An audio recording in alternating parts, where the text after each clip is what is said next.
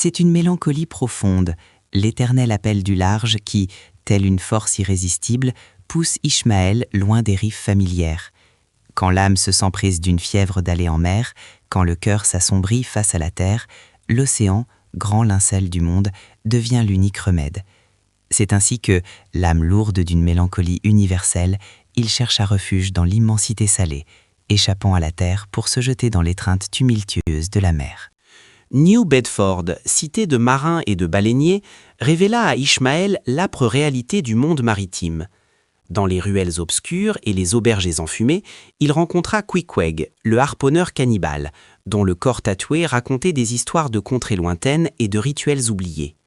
Leur union fortuite, étrange et inattendue, forgea un lien de camaraderie improbable, prélude aux épreuves à venir sur l'abîme insondable. Le Pequod, vénérable navire de Nantucket, n'était pas un simple vaisseau, mais une relique vivante, sa coque noircie par les tempêtes et les combats avec les monstres marins. Tel un ancien guerrier, il portait les cicatrices de 1000 voyages, chaque planche imprégnée de la sueur et du sang des hommes. Sa proue, sculptée d'ossements de baleine, semblait fendre les vagues avec une détermination spectrale, promettant des aventures au-delà de l'entendement. Et puis vint le capitaine, Achab, figure de granit et de tempête, dont la simple apparition suffisait à glacer le sang. Une jangue d'ivoire, taillée dans la mâchoire d'un cachalot, remplaçait celle qu'un monstre des profondeurs lui avait arrachée, gravant à jamais sur son corps le stigmate d'une lutte inachevée. Son visage buriné, marqué par la douleur et une volonté inflexible, annonçait une destinée tragique, une quête dévorante au-delà de la raison. La véritable nature de sa mission, dissimulée sous les prétextes du commerce, éclata bientôt dans une révélation terrifiante. Ce n'était point la graisse ni l'huile des baleines qu'Achab convoitait, mais la bête légendaire, Moby Dick, le cachalot blanc, incarnation vivante du mal et du destin. Sa chair et son sang brûlaient d'une soif de vengeance inextinguible, une fureur alimentée par l'amputation et une haine cosmique.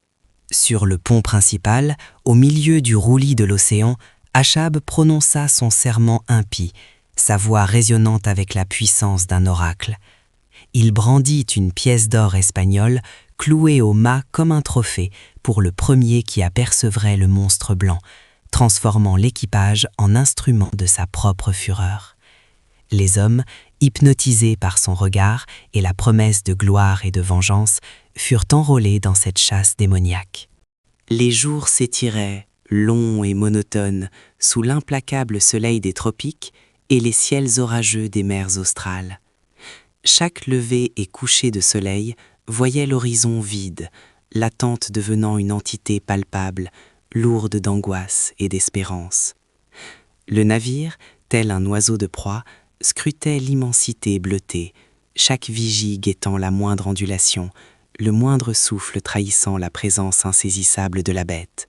Au gré des rencontres furtives avec d'autres navires, des récits de malheur parvinrent aux oreilles des hommes du Pequod. Des capitaines éreintés, des navires endommagés, tous portaient le témoignage des ravages de Moby Dick, cette force indomptable des abysses. Chaque avertissement, chaque mise en garde ne faisait qu'attiser davantage la flamme sacrilège de la détermination d'Achab, l'enfonçant plus profondément dans son destin funeste. L'âme d'Achab, tourmentée par son obsession, était un océan de fureur et de mélancolie. La blancheur fantomatique de Moby Dick hantait ses nuits sans sommeil et ses jours de veille implacable. Il confiait parfois ses pensées les plus sombres au vent, une solitude cosmique le consumant.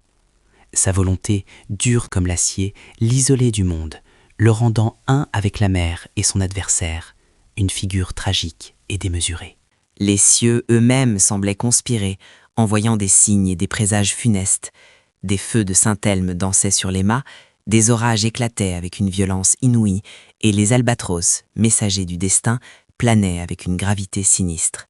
Chaque phénomène naturel était interprété par l'équipage comme une manifestation de la puissance maléfique de Moby Dick, ou un avertissement des dieux, augmentant la tension déjà palpable.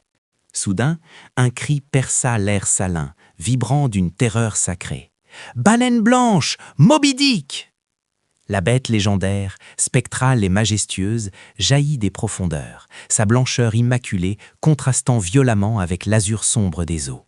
Ce n'était pas un animal, mais une entité primordiale, une énigme flottante, son apparition même un défi à la raison, une promesse de destruction et de grandeur.